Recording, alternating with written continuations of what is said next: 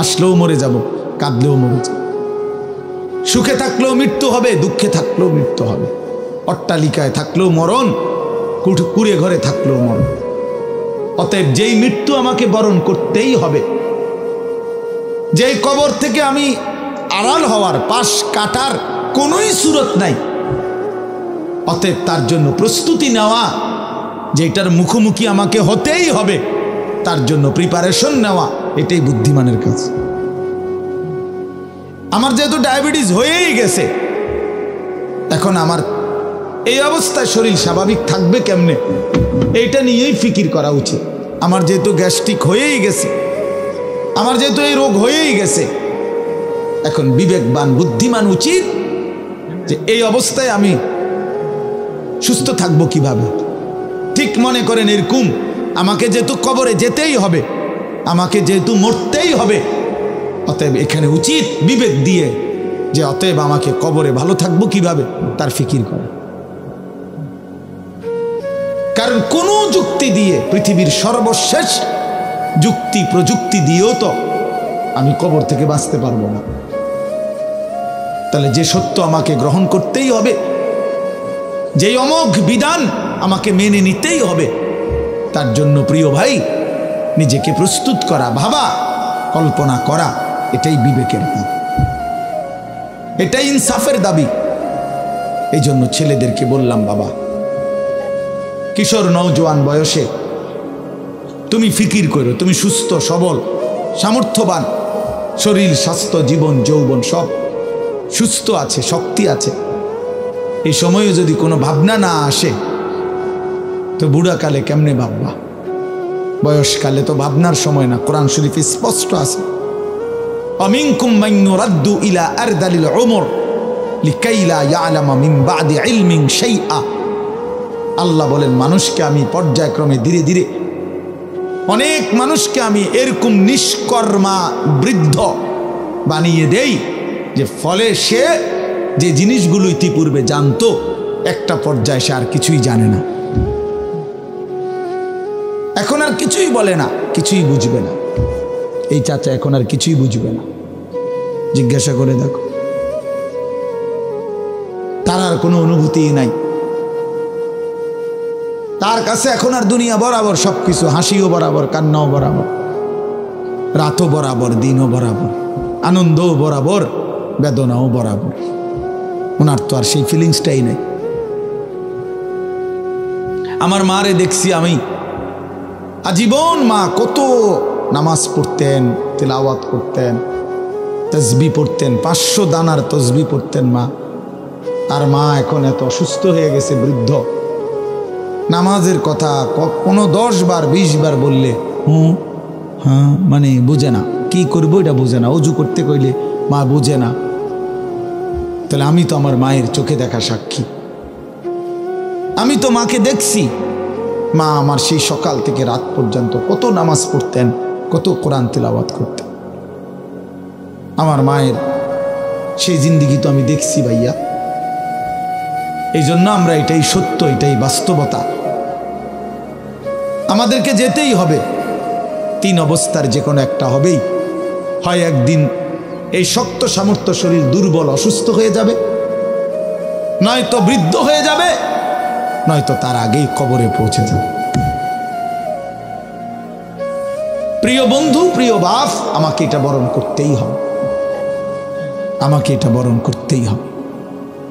এজন্য আমি অনুরোধ করছি, ওই দেখেন ওই ছেলে বারবার মোবাইল উঠাই আয়, মনে অসভ্য কিছু ছেলে আছে, অসভ্য, এমন গাদ্দার যে কারো কোনো কথা শুনবে। এর কথা হইলো যে মানে অনেক ছেলে এরকম যে হুজুর আমি এর থেকে ভালো মানুষের কথাই শুনি না, আপনার কথা শুনবো কি? না না, এটাই বা হাসি না, এটা কলিজা পাথর হওয়া। এমন গাদ্দার যে কোনোভাবেই আমি নিষেধ করলাম। ওই যে ওই আরেক অপদার্থ হাসে, এই দেখছেন, এই যে এখন নামাইল, এই জিন্দিগি। হে নিজে নিজে হাসে মোবাইলে, মানে কাকে বলে আমার এত কিছু, আমি এবং আমার মোবাইল। পৃথিবীতে এরপরে আর কিছু আছে বা নাই এটা আমার জানার বিষয়।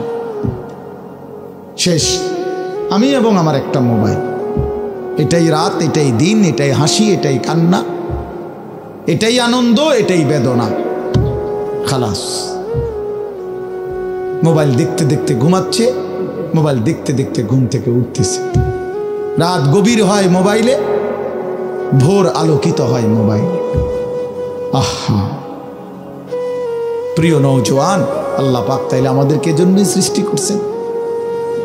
মাত্র 15,000 টাকা 14,000 টাকা দামের একটা মোবাইলের কাছে হেরে গেলাম। এত সুন্দর জীবন, অনন্তকালের আখিরাত সব ত্যাগ করে দিলাম। কি বন্ধু, চিরস্থায়ী জান্নাত ছেড়ে দিলা, জাহান্নামের জন্য সিদ্ধান্ত নিয়েই দিলা।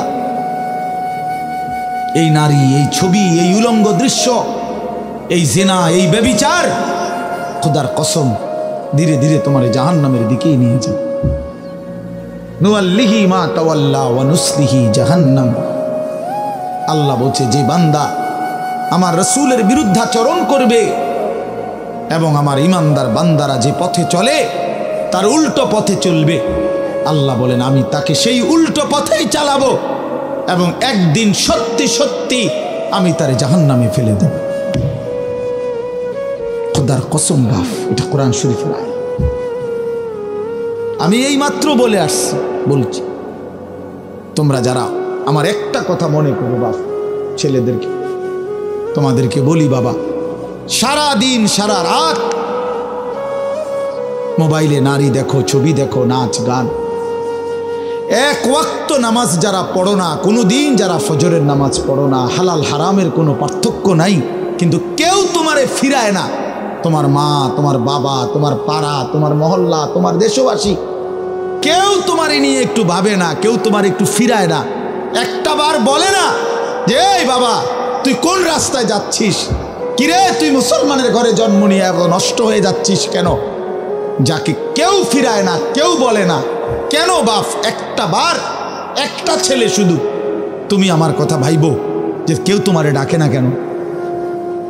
365 দিনে খোদার একটা বছরে কোনো দিন ফজরের নামাজ পড়লা না, অথচ কেউ তোমার একটু বলেও না কিরে বাবা তুই মুসলমানের ঘরে জন্ম নিয়ে ফজরের নামাজ পড়স না কেন? সারাদিন রাত তুমি মোবাইলের মধ্যে নারী নিয়ে, ছবি নিয়ে পড়ে থাকো, কিন্তু আপন মা বাবা, আত্মীয় স্বজন, পাড়া পড়শি কেউ তোমারে ফিরাইবার জন্য একটু ডাকেও না, বলেও না। এমন হয়ে গেল কেন তোমার জীবনটা? কেউ তোমারে বাঁচাইতে চায় না কেন? মনে রাখো বাপ, মূল কারণ একটাই, তোমার উপরে আল্লাহর লানত পড়ছে, খোদার লানত, খোদার গজব পড়ছে তোর উপরে। এই জন্য আল্লাহর লানত পড়ে যার উপরে, তার থেকে গোটা সৃষ্টি মুখ ফিরায় নেয়। এটা মুখ ফিরায় নেয়, এটা জরুরি বিষয়, মুখ ফিরিয়ে নেয়। আমার মার বয়স এই মাত্র বললাম, আমার মা আমি বললাম কিছুই বোঝে না, কিন্তু সেই মা আমার এখনো মনে আছে। একটা আশ্চর্য বিষয় হলো 75 বছরের কম হবে না আমার বয়স, মা আমার এখনো আমারে বলে, আমারে দেখলে বলে বা আমগরে বলে, আমার 44 বছর বয়স, আমার 4টা সন্তান আছে, আমি আজকে 21 বছরের চাইতে বেশি ওয়াজ মাহফিলে যাই, আলহামদুলিল্লাহ আল্লাহর দয়া। কিন্তু কসম আল্লাহর, মা এখনো আমারে বলে ফুত নামাজ পড়ছুনি, নামাজ পড়ছুনি, আমারে সব সময় বলে মা ফুত চাইও মানুষের কত আনে মাহফিলে যাও, মানুষের লগে চাইও টাকা পয়সা লইয়া ঝামেলা করো না। কতবার যে কইছে এই কথা এটা মা আমারে, আমার জীবনে। কিরে বেটা, আমার 75 বছরের মা তো, আমি 44 বছরের ছেলে, আমি আমারে আজও ডাকে, তোরে কেন ডাকে না? তোর উপরে কোন খোদার লানত পড়ছে বেটা? এই জন্য তো অব্যাহতভাবে চোখের সামনে ছেলেটা চরিত্রহীন হয়ে যাচ্ছে, লম্পট হয়ে যাচ্ছে, এক ওয়াক্ত নামাজ পড়ে না, কেউ তারে ডাকে না। আহা, কেন এমন হয়ে গেল বাপ? তুমি এত বড় বঞ্চিত হইলা কেমনে বলো ভাইয়া? তুমি মনে করছো তুমি সুখের সাগরে হাবুডুবু খাচ্ছ। না ভাইয়া, তুমি তো ধ্বংসের সাগরে হাবুডুবু খাচ্ছ। তুমি তো ভাবছো তুমি বড় মজায় আছো, তোমার মাথার উপরে কারো ছায়া নাই। আসলে তো তোমার উপরে খোদার লানত, এই জন্য কেউ তোমারে ফিরাইবার চাচ্ছে না। এই জন্য বিবেক থাকলে আমার এই কথা ভাইব, বিবেক থাকলে ভাইব। আমি তো ধমক দিলাম, তোমারে কেউ ধমক দেয় না কেন? কেন ধমক দেয় না? তোমারে কেউ ফেরায় না কেন? হ্যাঁ, এই জন্য দোস্ত দয়া করে এটা ভাবা উচিত। আমরা ইনসাফের সাথে আমাদের এটা ভাবা উচিত। আমরা যদি এটা ভাবি আমাদের জীবন সুন্দর হবে। এই কথাটাই আমি শুরু করছিলাম। আল কাইয়িসু মান দানা নাফসাহু, নবীজি বলছেন সে বুদ্ধিমান যে নিজের হিসাব করে। ও আমিলা লিমা বাদাল মাউত, এবং মৃত্যু পরবর্তীর জন্য আমল করে। সেভাবে আমি কে, আমারে কে বানাইলো, আমি আসলাম কোত্থেকে, কেন বানাইলো। আত্ম উপলব্ধি, নিজের বিবেক, নিজের জাগা। আসলে আমি কে? আমি মানুষ না জানোয়ার? এতটুকু বুঝ, বুদ্ধি, আকল, দিমাগ যদি দোস্ত আমার না থাকে, তা আমি মানুষ হলাম কিভাবে, মুসলমান হলাম? মাসালুল্লাযী ইয়াযকুরু রাব্বাহু ওয়াল্লাযী লা ইয়াযকুরু রাব্বাহু মাসালুল হাইয়্যি ওয়াল মাইয়্যিত। নবীজি বলছেন যে আল্লাহকে স্মরণ করে আর যে করে না, এই দুইজনের মধ্যে উদাহরণ হলো একজন জীবিত, একজন মৃত। নাফরমান মুর্দা, ইমানদার জীবিত। রাসূলুল্লাহ সাল্লাল্লাহু আলাইহি ওয়াসাল্লাম বলেছেন, ইন্নাল্লাযী লাইসা ফি জাওফিহি শাইউম মিনাল কুরআন কাল বাইতিল খারিব। প্রিয় বন্ধু শোনো, নবীজি সাল্লাল্লাহু আলাইহি ওয়াসাল্লাম বলছেন যে এই কলিজার ভিতরে আল্লাহর কোরআন নাই, কোরআন কিছু পরিমাণ কোরআন শরীফও নাই, 10টা সূরাও শুদ্ধ পড়তে জানে না, 10টা সূরাও মুখস্থ পারে না, আল্লাহর কালামের কিচ্ছুই জানে না। আল্লাহ রাসূল সাল্লাল্লাহু আলাইহি ওয়াসাল্লাম বলছে ওই নাফরমানের দিল হলো কাল বাইতিল খারিব, সারা বাড়ি, আলগা বাড়ি। যে বাড়িতে আগে থাকতো এখন থাকে না, নতুন ঘরে উঠে গেছে, ওই ঘরের এখন কোনা ভাঙ্গা গেছে, এই ঘরের এখন দুয়ার ভাঙ্গা গেছে, টিন চাল ফইরা গেছে, এখন সারা বাড়িটা আলগা বাড়ি, বিরান ঘর। সেই ঘরে এখন কুত্তা থাকে, সেই ঘরে এখন বিড়াল থাকে, সেই ঘরে এখন সাপ বিচ্ছু থাকে, মানুষ থাকে না। খোদার কসম নবীজি বলছে যে কলিজার ভিতরে আল্লাহর কোরআন নাই, ওই কলিজার ভিতরে মানুষ থাকে না, কুত্তা থাকে, কুত্তা। এই কুত্তা থাকে, কুত্তা, কুত্তা থাকে ওই কলিজার ভিতরে, সাপ থাকে, বিচ্ছু থাকে, ওটাতে বিড়াল থাকে, ইন্দুর থাকে, কেচ্চা থাকে, মানুষ থাকে না। ওই কলিজার ভিতরে মানুষ থাকে না, বুঝছো ভাইয়া? কাজে তোমাদের যাদের জবানে আল্লাহর কোরআন নাই, তোমাদের যাদের দিলে মাওলার কোরআন নাই, তো তোমার এই ভেতরটা জন্তু জানোয়ারের ঘর, কুকুর বিড়ালের ঘর। আচ্ছা আরো শোনো মিয়া, কোরআন শরীফে সূরা আরাফের মধ্যে আছে কোরআনের আয়াত, ওয়াত্তাবা হাওয়াহু ফামাসালুহু কামাসালিল কালব। সরাসরি কোরআনের আয়াত, সরাসরি কোরআন শরীফের আয়াত। আল্লাহ তাআলা বলছেন যে মনের ইচ্ছা মতো চলে, মনের চাহিদার অনুসরণ করে, আমার মনে যা চায়। কেন নামাজ পড়ো না? তোমার মন চাইছে দেখে। আর কি কারণ? তোমার মন চাইছে, তুমি পড়ো না কেন? সারাদিন নারী দেখো, ছবি দেখো, তোমার মন চাইছে, এই তো না, আর কি তো কিছু না। কেন পেশাব করে পায়খানার পরে ঢিলা কুলুক, টয়লেট পেপার, পাক নাফাকের কোনো পার্থক্য বুঝো না কেন? কারণ তোমার মন চাইছে, মন চাইছে। রাতের বাইজা গেছে 3টা, তুমি ঘুমাও না। দিনের বাইজা গেছে 10টা, তুমি ঘুম থেকে ওঠো না, কারণ তোমার ইচ্ছা, তোমার মনে যা চাইছে তা। আল্লাহর কসম বাপ, আমার কথায় রাগ করো না। আল্লাহ তাআলা কোরআনে বলছে এরকম মনের ইচ্ছার যে অনুসরণ করে, মনের যা চায় তাই করে, আল্লাহ বলছে তার উদাহরণ হলো কামাসালিল কালব, কুত্তার মতো, কুত্তার মতো, কুত্তার মতো, কুত্তার মতো, কুত্তার মতো। এই নামাজি বেনামাজি বেহায়া, মনে রাখিস তোর জিন্দিগি কুত্তার জিন্দিগি। তোদের যাদের কপালে সেজদা নাই তোমাদের জীবন কুত্তার জীবন, মনে রেখো, কুকুরের জীবন এটা। কামাসালিল কালব, কই হারুন কই কও, কামাসালিল কালব, কালব অর্থ কি কও বলো? এরা তো সব আমার ছাত্র, আর হারুন, এই যে রবি, বলো। কামাসালিল কালব, কুকুরের মতো আল্লাহ বলছে কোরআন। এ তো কোনো ব্যাখ্যার কিছু নাই যে এক হুজুর কইছে এটা, আরেক হুজুর কইছে এটা, এরকম কথা বুঝেন না এমনি। এটা ব্যাখ্যার কিছু আছে এখানে? এটা তো স্বাভাবিক বাংলা, সোজা বাংলা। কামাসালিল কালব, কুকুরের মতো। ওই জিন্দিগি কুত্তার জিন্দিগি, যে জিন্দিগি নাফরমানের জিন্দিগি, নাফরমানের জীবন। এজন্য দোস্ত রহম করো নিজের উপরে। আমার চিৎকার চেঁচামেচির একটাই মাকসাদ, সারাটা বছর আমি চিল্লাই, এই এক কথার ফেরি করি, তুমি তোমারে কদর করো। আমার বাবা, আপনাদেরকে বলি, বাবারা যারা বয়স্ক আছেন, আপনি ইনসাফের সাথে বলেন, আপনি মুসলমান, 60 বছর ধরে আপনি মুসলমান, আপনি এখনো বিড়ি সিগারেট খান, আপনি ফিরবেন কখন? বলেন বাবা, 60 বছর ধরে এখনো আপনি চা দোকানে, টেলিভিশনে নাচ গান না দেখলে আপনার রাতের ঘুম হয় না। আস্তাগফিরুল্লাহ, এত বছরেও আপনার নাফরমানি ছাড়ার সময় হয় নাই? 60 বছর বয়সেও মুসলমান গালি দেয়, 60 বছর বয়সেও মুসলমান কিস্তি নেয়, 60 বছর বয়সেও মুসলমান সুদ খায়, 60 বছর বয়সেও মুসলমান টেলিভিশনে নাচ গান নর্তকীর ছবি দেখে। ছি ছি ছি ছি, এত নির্লজ্জ, এত বেহায়া ইমানদার বুড়া মানুষ হইতে পারে না। এত বেহায়া কোনো ইমানদার বুড়া হইতে পারে না বেটা, এটা বুঝা উচিত, এটা ভাবা উচিত। আলাম ইয়ানি লিল্লাযীনা আমানু আন তাখশা কুলুবুহুম লিযিকরিল্লাহ। আল্লাহ বলছে, মুমিন, আমি আল্লাহর ভয়ে তোমার মনটা নরম হওয়ার সময় আজও হয়নি?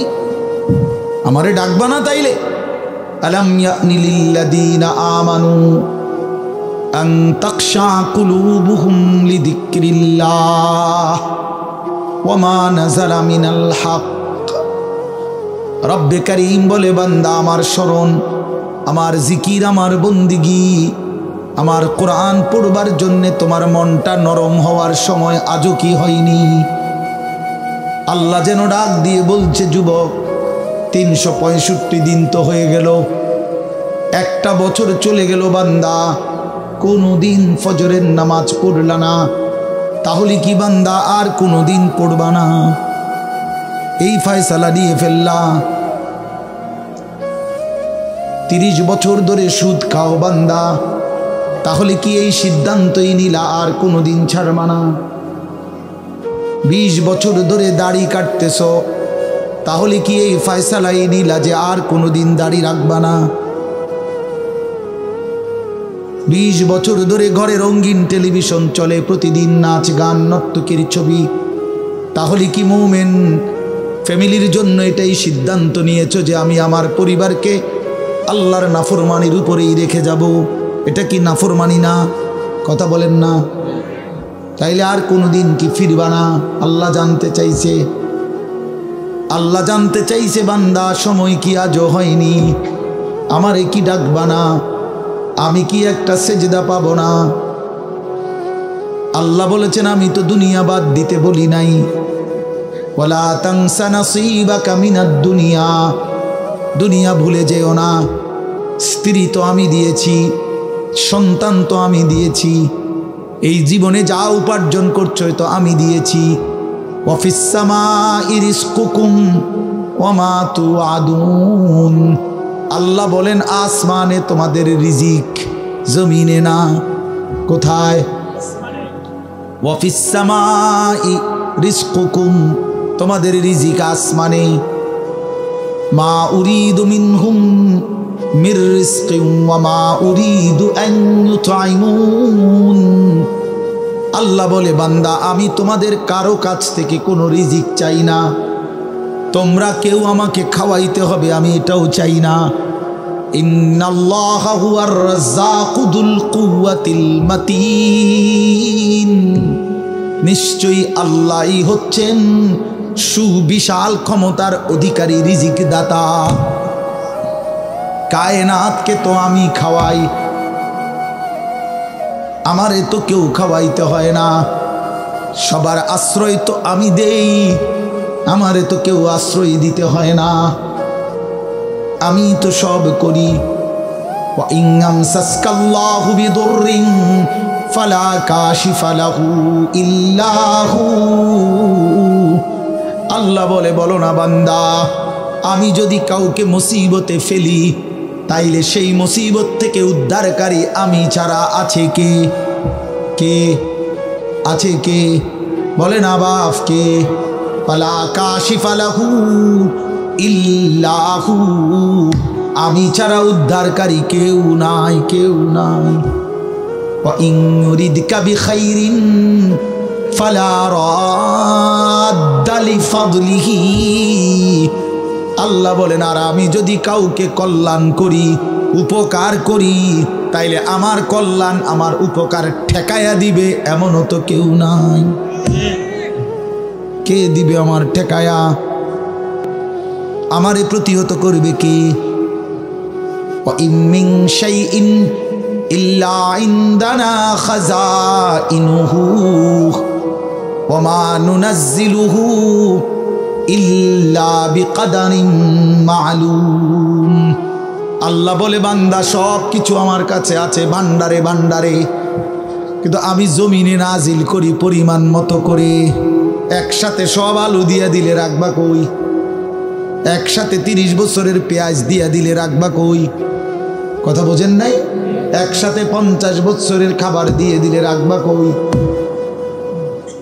আছে তো আমার কাছে সব কিছুর ভান্ডারে ভান্ডার, কিন্তু আমি জমিনে দিয়ে থাকি পরিমাণ মতো করে। বিকাদারিন মা'লুম। ইন্না কুল্লা শাইইন খালাকনাহু বিকাদার। আল্লাহ বলেন, সব কিছু আমি বানিয়েছি পরিমাণ মতো করে। জন্ম নিল কয়জন, কবরে নিলাম কয়জন, আমার হিসাব আছে। কোনো সংখ্যা, জনসংখ্যা কোনো সময় বেড়ে গিয়ে ক্ষতিগ্রস্ত হবে না, আমি আছি না। বুঝেন নাই কথাটা? কোন বিজ্ঞানী বুদ্ধি দিছে, কোন পাগলে বলছে? সব পাগল মাতাল ছাড়ো, আমি আছি। ওমা মিন দাব্বাতিন ফিল আরদি ইল্লা আলাল্লাহি রিজকুহা। আল্লাহ বলে, যত কিছু জমিনে বিচরণ করে সব কিছুর রিজিকের জিম্মাদারি আমি একাই আমার কাঁধে তুলে নিলাম। ওয়া ইয়ালামু মুস্তাকাররাহা ওয়া মুস্তাউদাহা।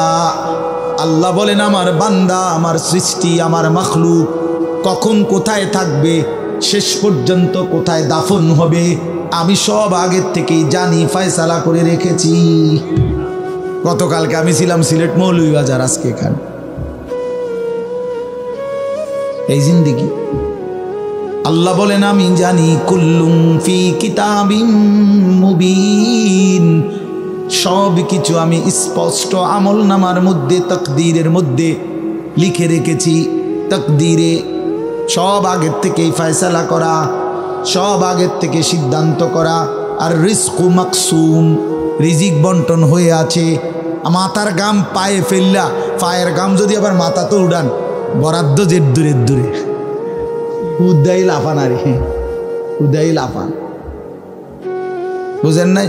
যে পরিশ্রম করে তার আয় বাড়ে, তাইলে তো সব দোকানদারের বেচা কিনা সমান হইতো। একসাথে দোকান খোলে, একসাথে দোকান বন্ধ করে, কামাই সমান না কেন? বুঝেন নাই আমনে কথা?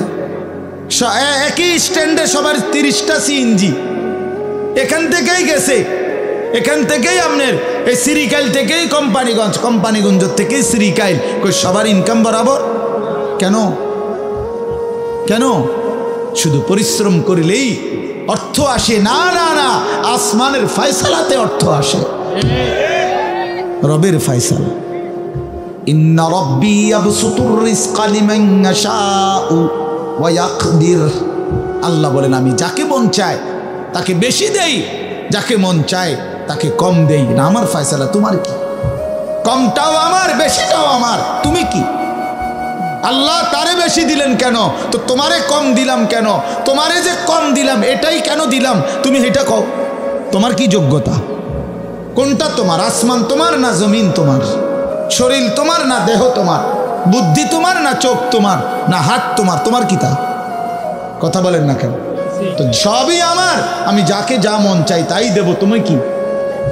তুমি এনে মতামত দিবার অধিকার আছে নি আমার? তাইলে এই জন্য বাপ, বন্ধু আমার, দোস্ত আমার, সাথী আমার, সবাই রে বলি, ভাইয়া জিন্দিগির হিসাব করেন। এটাই আমার মূল বক্তব্য। আর একটু নড়ে চড়ে ঘুরে দাঁড়ান। ছেলেরা, বাপ ফিরে আসো তুমি আল্লাহর দিকে, কোরআনের দিকে, নামাজের দিকে, সেজদার দিকে। এই কপাল পৃথিবীর কোনো কামাইতে লাগে না। খেয়াল করে দেখে, উপার্জনের পৃথিবীতে মানুষ দেশে থাকুক আর বিদেশ থাকুক, চাকরি করুক আর ব্যবসায়ী করুক, ক্ষেত খামারে কাম করুক আর দিন মজুরি করুক, মাড়ি কাটুক আর যাই করুক, কপাল কোনো কামে লাগায় না। বুঝো না হিসাবটা? কপাল কি লাগায় না?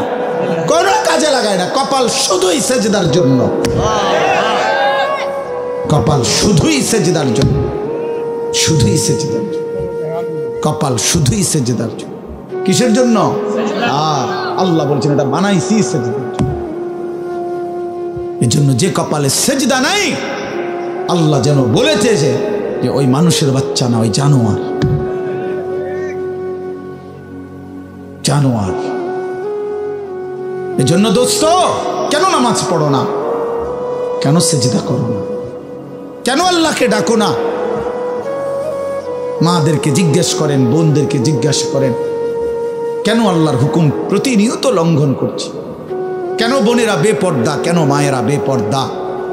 মাকে বলেন, বোনকে বলেন, জিজ্ঞেস করেন নিজের বিবিকে। রাস্তার এই পুরুষদেরকে তোমার শরীর যৌবন দেখাইয়া কি অর্জন হয়েছে বলো? কয় টাকা কামাই হয়েছে? দুনিয়ারে বা কি পাইলা, আখেরাতের বা কি পাইলা? তোমরা একটা ছেলে বলো, বাবা নারী আর ছবি আর উলঙ্গ দৃশ্য দেখে দুনিয়ার কি পাইলা আর আখেরাতের কি পাইলা? আখেরাত তো কিছুই নাই, দুনিয়াও তো কিছু নাই। শরীর যৌবন, নিজের সক্ষমতা নষ্ট করা ছাড়া আর কি? আর কি ভাইয়া?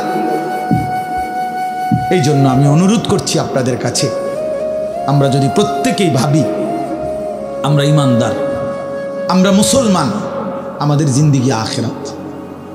আর এই আখেরাতের সবচেয়ে বড় ফিকির যদি আমার বিবেকে ঢোকে যে আসলে আমার জীবন আখেরাতের জন্য, আমারে আল্লাহ বানাইছেন আখেরাতের জন্য, আমারে আল্লাহ ঈমান দিয়েছেন জান্নাত দেওয়ার জন্য, তাহলে আমাদের জন্য সর্বশ্রেষ্ঠ নিজের জীবন গঠন, আখেরাত গঠন, জান্নাত অর্জন, জাহান্নাম থেকে মুক্তির সর্বশ্রেষ্ঠ মৌসুম মাহে রমজান।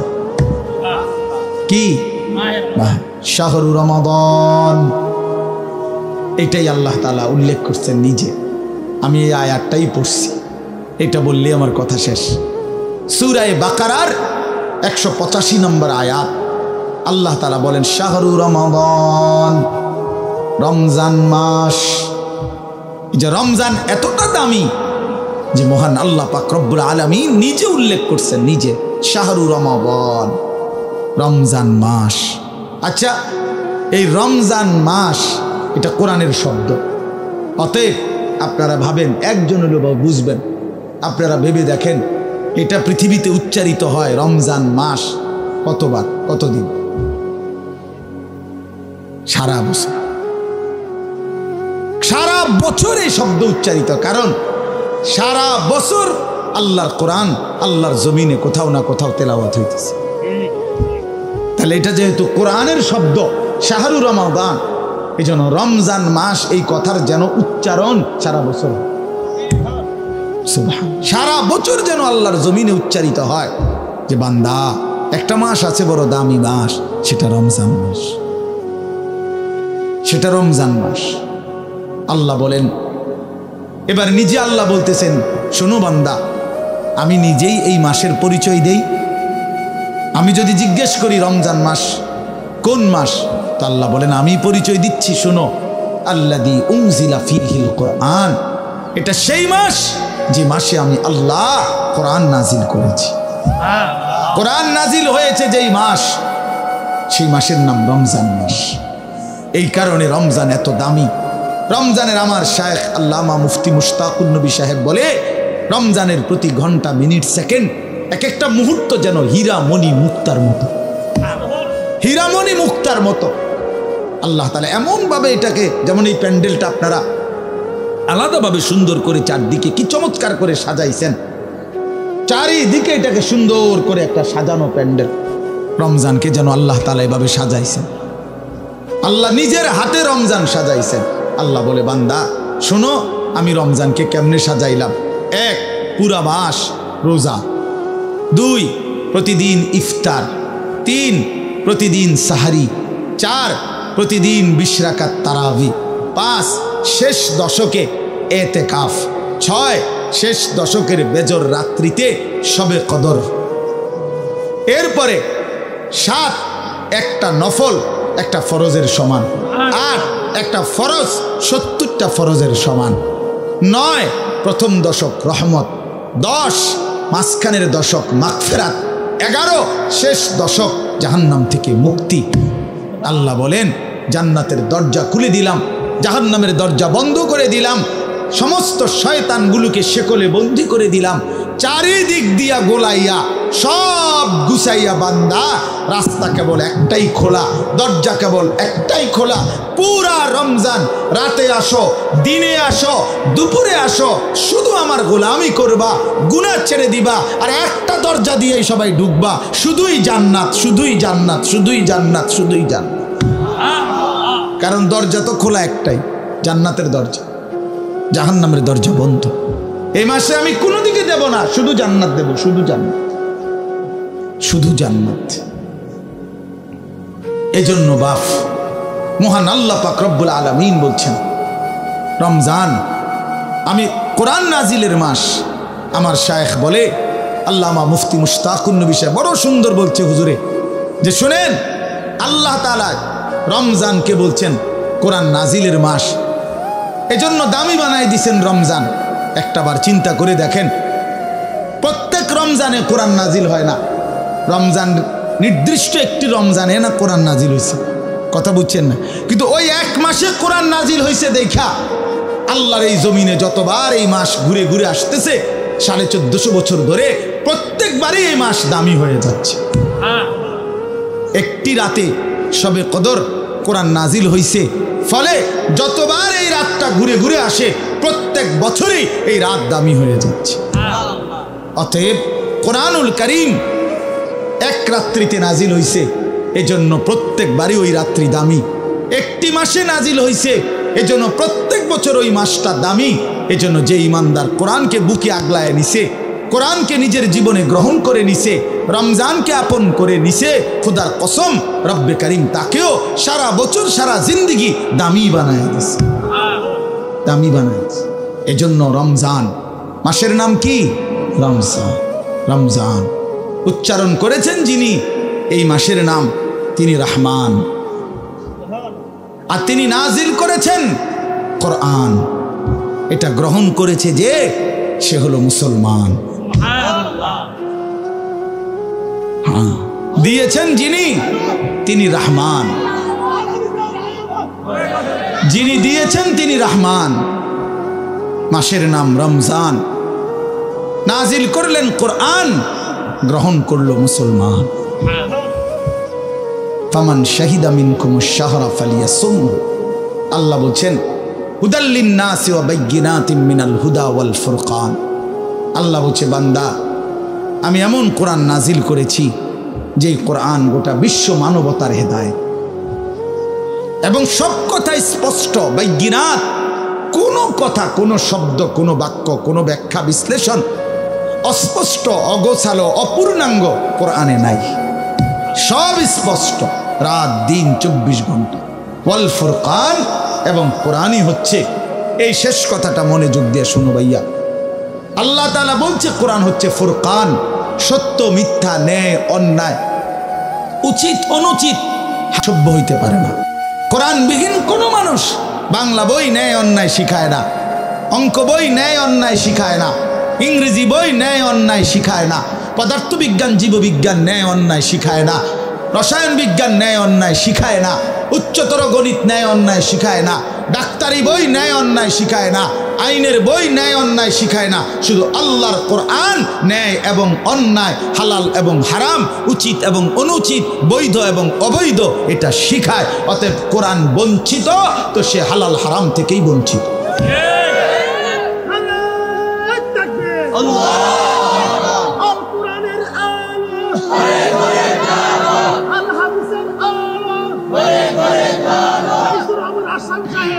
অতএব এটা ফিকির করা চাই, এটা পার্থক্যকারী জ্ঞান। এজন্য আপনাদের সবার কাছে অনুরোধ, নিজের ছেলেকে নিজের মেয়েকে আল্লাহর কোরআন থেকে বঞ্চিত করবেন না। বাচ্চাটাকে দিন শিখান, আল্লাহর কোরআন শিখান। জীবনের সবচেয়ে বড় সম্পদ দিয়ে গেলেন। কোরআন আজীবন মানুষকে দামি বানায়, কোরআন জান্নাতেও দামি বানাবে। সর্বশেষ কথা হলো ফামান শাহিদা মিনকুমুশ শাহরা ফালিয়াসুমহু। আল্লাহ বলছে অতএব এত বড় ফজিলতপূর্ণ রমজান মাস যদি তোমার জন্য মিলে, আল্লাহ নিজে কি মজা করে আল্লাহ বলছে, বান্দা যদি রমজান পর্যন্ত তুমি পৌঁছো, তোমার জীবনে যদি রমজান মিলে, তুমি যদি হায়াত পাও, তো আমি আল্লাহ বলতেছি তুমি রোজা রাখো, তুমি রোজা আমার হুকুম মাইনো, তুমি গুনাহ ছেড়ে দিও, তুমি আমার বন্দিগি একটা মাস কইরো। যদি বলি আল্লাহ 1 মাস আপনার হুকুম মানবো, ঠিক আছে, গুনাহ ছেড়ে দিব, রোজাগুলো এবং বিধানগুলো মানবো, শরীয়তের হুকুম, আপনি আমারে কি দিবেন? আল্লাহ বলে লাআল্লাকুম তাত্তাকুন, 1 মাসেই আমি আল্লাহ তোমারে মুত্তাকি বানিয়ে দেব। যদি বলি মুত্তাকি হলে কি হবে? আল্লাহ বলে জানো না, জান্নাত বানানোই হয়েছে মুত্তাকিদের জন্য। উইদ্দাত লিল মুত্তাকিন, জান্নাত বানানোই হয়েছে মুত্তাকিদের জন্য। অতএব যে মুত্তাকি সেই জান্নাতি, যে জান্নাতি সেই মুত্তাকি। আমার কিশোর, আমার নওজোয়ান, আমার বাপ, আমার ভাই, আমার বন্ধু, আমার পর্দার আড়ালের মা বোন, সবাইকে বলি হায়াতের কদর করেন, জিন্দিগির কদর করেন। আপনাদের এই একটা মাহফিল খুব সম্ভব, বারবার আমি আসি। ওই কবির ভাই এইসা প্রেশার তার, এই এক মহব্বতের মানুষের কাছে আমি বারবার হেরে যাই, যার কারণে তার খুব বেশি ভালোবাসার কারণে এই মাহফিলটা কোনো না কোনোভাবে মিলাইতে হয়। তা আল্লাহর দয়া আজকেও আসা হয়েছে। আমি সবার কাছে অনুরোধ করছি, আমাদের মৌলানা সানাউল্লাহ বয়ান করবে, আসছে ও, মাশাআল্লাহ, ও অনেক সুন্দর বয়ান করে মাশাআল্লাহ। তো সে বয়ান করবে, দোয়া করবে। আমি দিল থেকে আপনাদের জন্য দোয়া করি, আল্লাহ তাআলা আপনাদের সবাইকে ঈমান আমলের জিন্দেগি দান করেন। ইব্রাহিম ইন্নাকা হামিদুম মাজিদ। আল্লাহুম্মা বারিক আলা মুহাম্মাদিন ওয়া আলা আলি মুহাম্মাদ কামা বারাকতা আলা ইব্রাহিম ওয়া আলা আলি ইব্রাহিম ইন্নাকা হামিদুম মাজিদ। সুবহানাকা লা ইলমা লানা ইল্লা মা আল্লামতানা ইন্নাকা আনতাল আলিমুল হাকিম।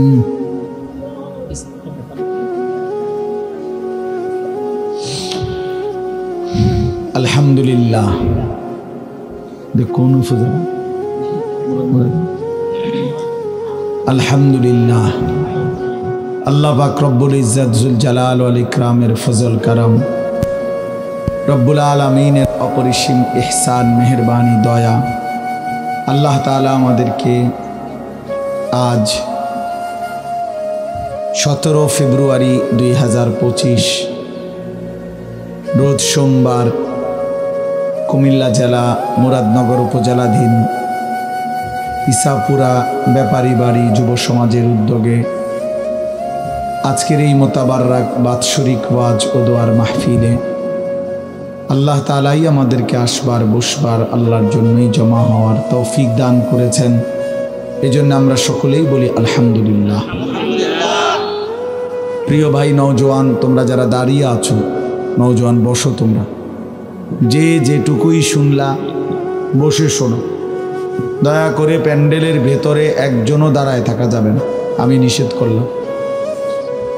দয়া করে আমি আবারও বললাম, প্যান্ডেলের ভিতরে কেউ দাঁড়ানো যাবে না। যার অসুবিধা হয় তো বাইরে চলে গেলে ভালো। যার বসতে অসুবিধা তাইলে তুমি ভাই বাইরে চলে যাও, বাইরে গেলে কোনো অসুবিধা নাই, কিন্তু প্যান্ডেলের ভিতরে বসতে হবে। ওই ছেলে বাংলা বুঝো, এই বসো বেটা।